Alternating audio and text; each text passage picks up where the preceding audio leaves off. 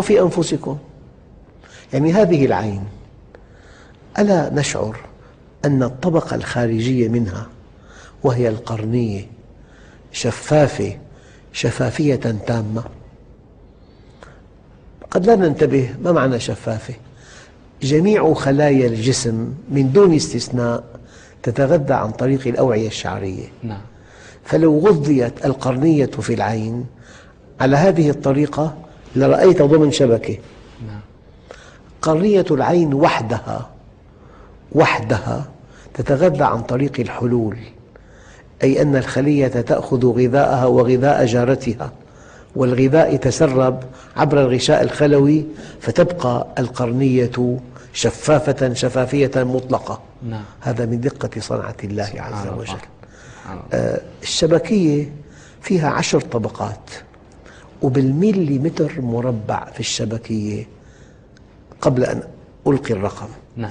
في أعلى آلة تصوير رقمية احترافية، أعلى آلة تصوير رقمية ديجيتال احترافية، في بالمليمتر مربع 10,000 مستقبل ضوئي. نعم. الآن بالشبكية في بالمليمتر مربع 100 مليون الله مستقبل ضوئي. الله. ألم نجعل له عينين؟ صنع الله الذي أتقن كل شيء. أستاذ جميل، إنسان سافر إلى فنلندا، الحرارة هناك 70 تحت الصفر، فيضع قبعة على رأسه وجوارب سميكة وقفازات ومعطاف وألبسة صوفية، هل يستطيع أن يغطي عينيه؟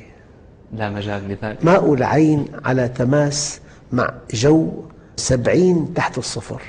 إذن أي إنسان هناك يجب أن يفقد بصره. نعم. أودع الله في ماء العين مادة مضادة للتجمد.